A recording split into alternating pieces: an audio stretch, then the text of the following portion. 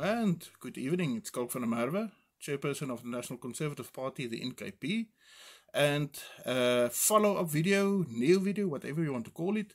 New information, old information, a lot of very interesting things going on relating to COVID-19, the vaccinations, etc., etc. With me, once again, the magnificent Leonie. Good evening, Leonie. I hope you're well. Thank you. Thanks. Guys, we're not going to waste a lot of time. COVID, once again, high in the news. Everybody knows about certain things that happened the past 48 hours that changed the game dramatically. We will touch on that also later on during this video.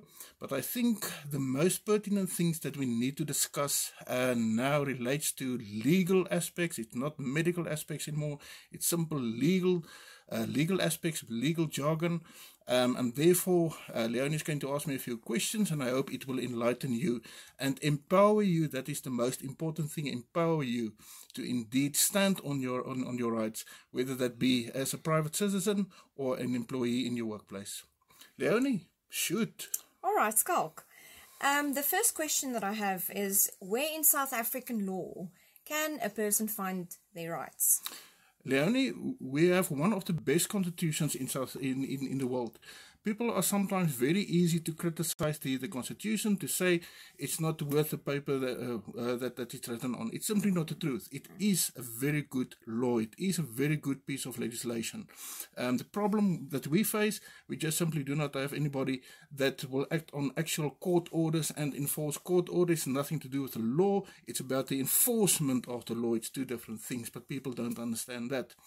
South Africa, as I said, do have one of the best constitutions in the world.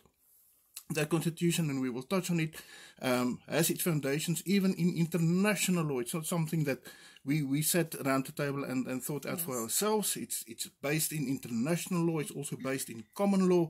That's very old. It's 2,500 years old. But we have the constitution. Specifically then chapter 2 of the constitution, and I will quickly refer you to that. You can find it in the comment section to this video. I'm really not going to run through the hard jargon and the hard legal things here. I am a lawyer. It's of no use for me to have all the legal terms and so forth. People on the street, that's not in terms of what they think. But I can point to you, or you to the right place, so that you know where you stand and where it comes from. It's not something just what you heard on Facebook or on social media. It's actually written in law, and it's written into the constitution, being the highest law. South Africa, let me state to you, chapter 2 of the constitution, the Bill of Rights, it speaks specifically of the application of the Bill of Rights, which is, and it binds all law legislatures, the executive, judiciary, and all organs of state, and all persons juristic or natural. This law is for everybody. Whether you're a doctor, whether you're a private citizen, whether you even an international medicines company like Pfizer, like all these other doing business in South Africa, the constitution is applicable on you. It is part of the legal regime of South Africa. I want to point out to you that in terms of this, you have a right to life, you have a right to choice, you have a right to opinion, you have a right to integrity of your body, you have a right against people using you for experimentation. All these things are already embodied into the constitution, so you can stand on your rights. It's in the law, it's there. It's not something that you have to go and find in a court. It's already there. It's written down for us. All right, Skalk. And then the second question. Are these rights only part of the Constitution or also part of our common law? Thank you. What does it mean when we speak about a common law? Law is usually made up of either statutes, things that's written down and then passed as acts of parliament or acts of government, if you want to call it like that, or it is found in the common law. Now, the common law in South Africa is very, very old. The common law dates back to literally 2,500 years. Why do we say that? It's based on the original Roman law, the law system, the legal system of the old Roman Empire. It was later on amalgamated into the Germanic law. Our ancestors are Germanic. That is why it's called Dutch Roman law. The Dutch part simply pertaining to the Deutsche, or the Germanic part of our legal regime, and the legacy of what we took from Europe.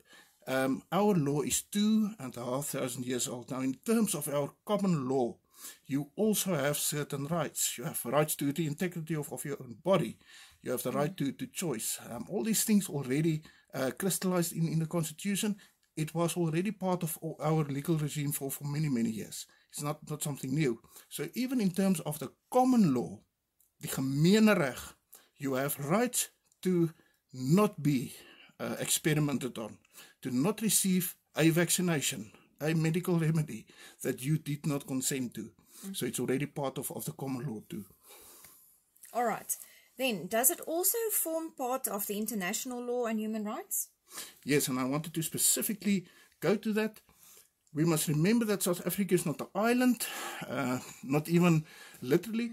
We are not an island in terms of law. Our law is also based on legal principles and law that is international in its basis.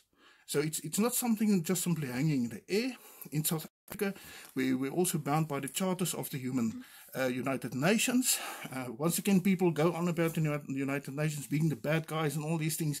We don't have to go into the politics of that. What we do have, myself as a lawyer will know this, we do have laws coming from the United Nations, telling nation states of the United Nations, you must comply with this, otherwise you're against the law internationally. Now, South Africa is part of the United Nations. We are bound by the laws, let's call it that, of the United Nations, the declarations of the United Nations. So the Charter of Human Rights of the United Nations is already part and parcel of our legal system. It already binds our government and per se then also the citizens of this country, because we're part of it. It goes even further than that. We can refer you to, for instance, pieces of legislation or other accords, like the Hague Ethical Guidelines, which specifically deals with medical interventions and experimentation on people, ethics of doctors, ethics of scientists in the field of medicine and so forth. Another piece of information or legislation is the Declaration of Helsinki, once again also dealing with these aspects. So the emphasis here is that we are not sitting with new things. It's not something that all of a sudden fell from the sky. The United Nations was formed after the Second World War. It was based on a host of things that happened during that terrible conflict, and therefore certain things were enacted. Amongst others, also the Nuremberg Codes. Now, maybe you've heard of the Nuremberg Codes. It's simply a code in terms of which patients, for instance, cannot be experimented on without consent. So you can't force a person to become a medical experiment. You can't force a person to take a certain remedy in terms of medicine. And these things, once again, it's embodied already in the Nuremberg Code. It's there. It must be enforced. Everybody is bound by that. So therefore you are saying that a doctor cannot force or entice their patients to receive any medical remedy or even a vaccine or medication. That's what you're saying? Yes, Leonie, that's exactly what I'm saying. What are we seeing the past couple of months in South Africa? We've seen doctors and scientists coming out and basically bullying people into a position of where they are made to think that they are a lesser being, they are stupid, they are not informed, and therefore follow what the doctor is saying. And the doctor is saying, get vaccinated. Now, with the greatest respect to the medical field out there, and we will get back to that a little bit later, guys, you're only trained and educated in a certain part of knowledge. You're a doctor, so please only do what doctors do. Leave the politics, leave the law aside. You're not in that realm. It's not your place to be. Go and give good advice and good medicine to your patients, but leave the politics and leave the law. Leave the politics to the politicians, and the lawyers will deal with the legal aspects. Stay out of that. A doctor, by his nature, cannot entice or force his patient into taking a medicine. He cannot force his patient into taking a remedy. He can't force his patient into taking a vaccine. Not indirectly, not directly. He's not simply not allowed to do that. Also, another one that I want to ask is, can your workplace force you to get the vaccine? No, I just want to finish up with the thing of the doctors, the aspect of the doctors.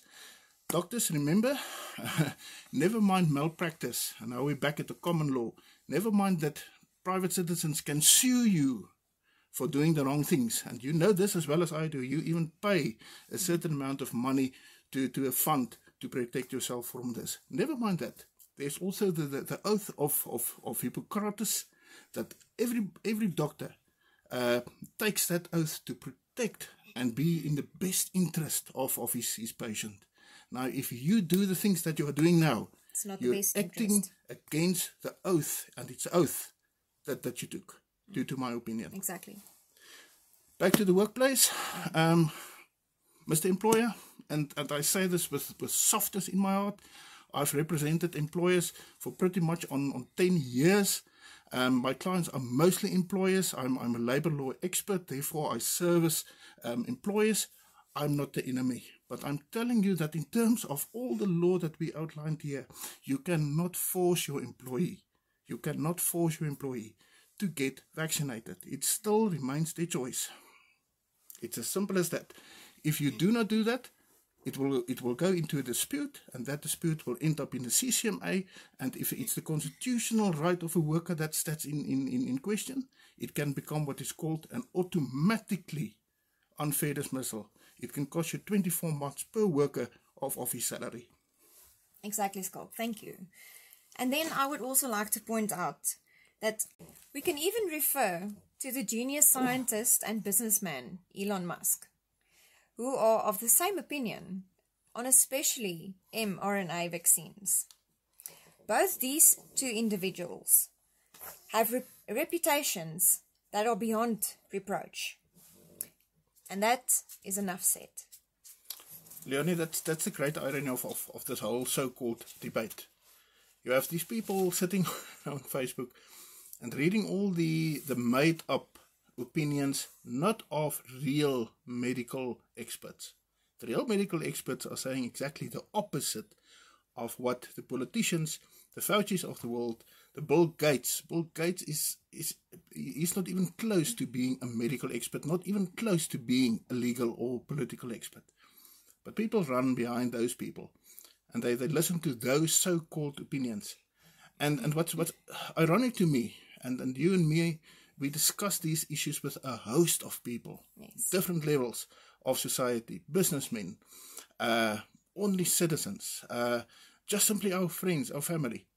And you hear the same old, tired out, invalid arguments over and over and over again, because people just simply do not want to apply their mind to what is going on. And that is the sad part of this whole thing. That's true. You had the last question. Yes, I have one last question. What is the effect if you gave consent to be vaccinated? Now, Leonie, I went onto the government's vaccination registration portal to see for myself what's going on there and what information do you give. Now, in the first place, you must identify yourself, obviously giving your ID number and your physical address where you live. But then you also give a blanco consent by signing off. Now, if you gave a consent to be vaccinated, even if it's experimental vaccination, even if it's an experiment, even if you don't know what the medicine is, I'm sorry to say that most probably you will not have a legal recourse in future if something goes wrong. I don't know if the vaccinated understands this. And I'm not criticizing people who get vaccinated. If you want to get vaccinated, please just make an informed decision about it. Give informed consent, because that is the adage on which the medical profession is based. You cannot be forced, you cannot be enticed, you cannot be lied to. You as the patient has an absolute right to give informed consent. And how do you get informed? By getting real facts, maybe not from one or two or even three medical professionals. That is why you get different opinions from different experts in the field. That is why your GP is not in the position to sometimes give you expert advice. And that is why he sent you to a specialist doctor in a certain field of medicine. Guys, you cannot go to your gynecologist and the gynecologist give you advice about vaccines. He doesn't know about that. I'm a litigation lawyer. I don't know anything about other fields of law. I don't practice there. I cannot entice a client to give me money to go and transfer his house onto another person's name. I wouldn't even know where to start. In the same vein, the doctors must please remember their oath. Do not give wrong advice. Do not entice people. Do not force them into a position of taking what is at this point in time still an experimental vaccination medicine. Exactly. As simple as that. That's it. And we will post all the links in the comments down below. Thank you so much. It was a very nice video for me to do. I can see light at the end of the tunnel. We now have very serious people agreeing with what we are saying. I can really see that we are turning around this thing. Thank you so much. Good evening. All right.